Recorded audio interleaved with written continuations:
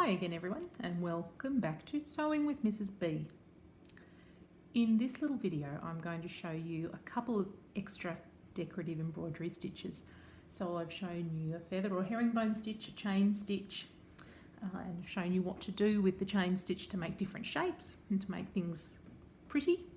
And in this video I'm going to show you actually two different stitches.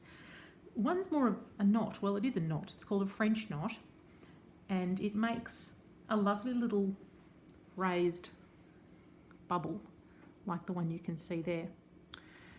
Here's the daisy that I got stuck with earlier. I finished it off, and I've added in the centre 3 little French knots in a contrasting colour.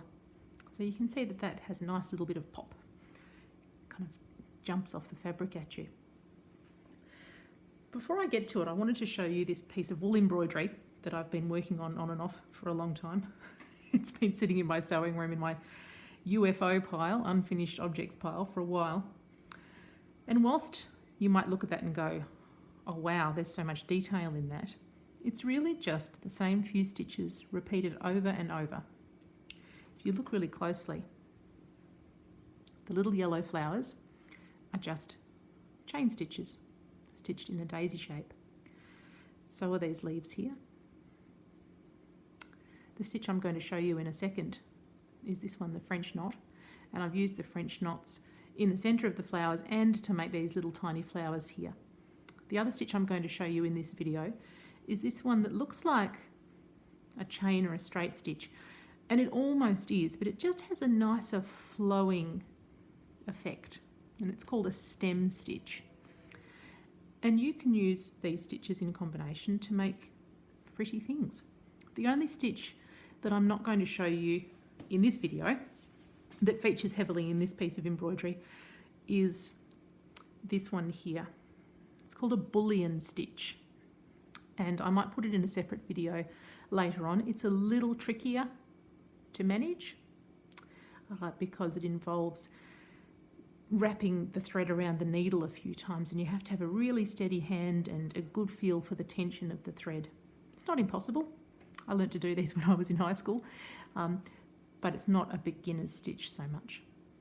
So enough of that, let's get back to the French knots. So I've stayed with this turquoisey colour so that you can see the contrast. A French knot is really just what it says, a knot.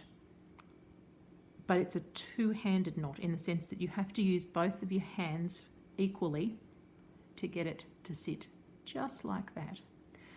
If you just try to use one hand, all you'll end up with is a knot in your thread, and you won't have an effective looking stitch. So let me show you. We come up from behind, and as with the daisy, if you need to mark the centre, because this is part of embroidering something that's got a particular pattern or shape, you can mark the centre. But if you're just freehanding, go for it. So pull the thread all the way through.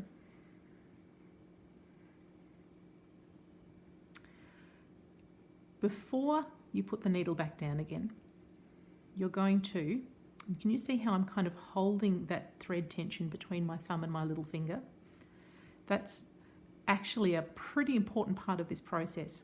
So I've got needle in right hand and like chopsticks almost. I've got my fabric in my left hand and the thread end here in my thumb and little finger. I'm going to take the needle and I'm going to go 1, 2. Oh, look what happened. Did I mention that earlier? I think I did. That's one of the things that can happen with felt. Let's try again. So where was I? Chopsticks, chopsticks, up from the bottom. So don't pull too hard on these. The threads will come out. Holding that, 1, 2, 3. So that now you've got the thread wrapped, well, sort of 2.5 times. You can see it going over the top and over the top there. Then, without losing any of these stitches, and this is where the tension thing becomes important, you're going to put the point of the needle back almost where the thread came up. And as you pull the needle back through, you're going to use your thumb, and I've got this finger underneath holding it tight, to keep that thread nice and tight around the needle, and then pull the needle through the centre and down. So that's a French knot. I'll do another one for you so that you can see. As I said, the most critical thing is that you have to use all of your left hand to keep the fabric taut, not tight, but if it's floppy, it's really hard to get nice tension on that little knot. So here we go again, up, holding that, 1, 2, 3, back down again, keep the thread nice and snug around the needle, pull down through, done. Lovely. And a whole scattering of these can look really pretty. Now the other stitch I promised to show you was a stem stitch. Oh, you will need to finish these off. Even though they're a knot, they're decorative, and you do need to ensure that they're anchored at the back. Let's trim that. So now I'll show you the stem stitch, which if you really love to embroider flowers, make garden pictures, you'll find very useful indeed.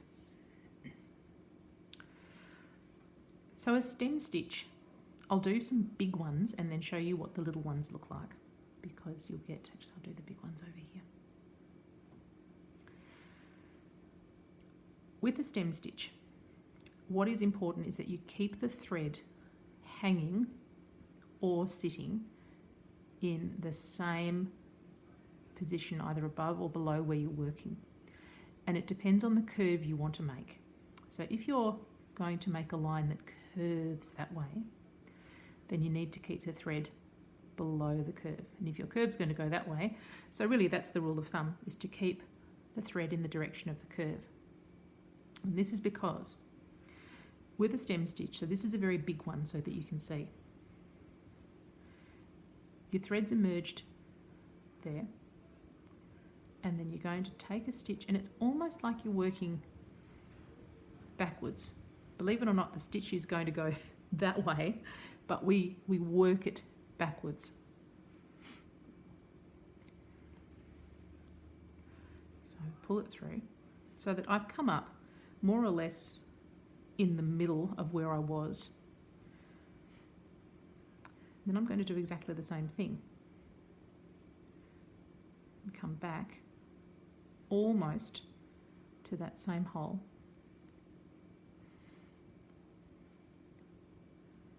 And then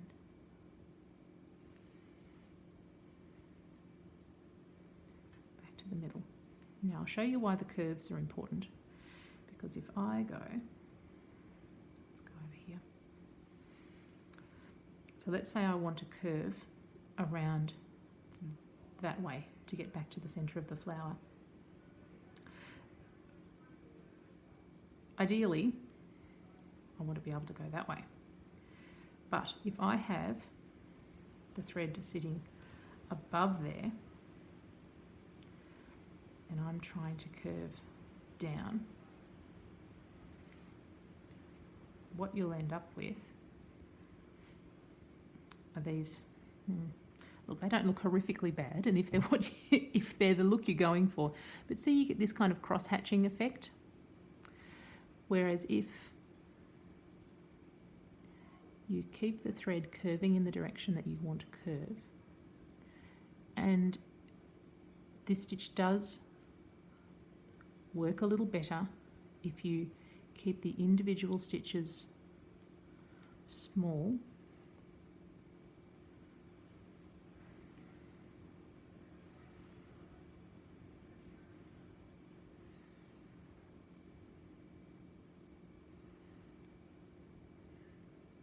we've got a little bit of twist happening. Let's let that spin out.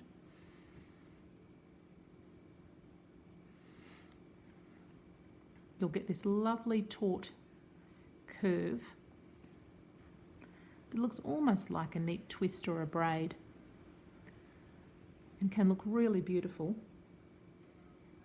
Here was this other one. See, really pretty. So that's a stem stitch, which is a variation on a straight stitch or a running stitch, but creates this nice little twist and a French knot.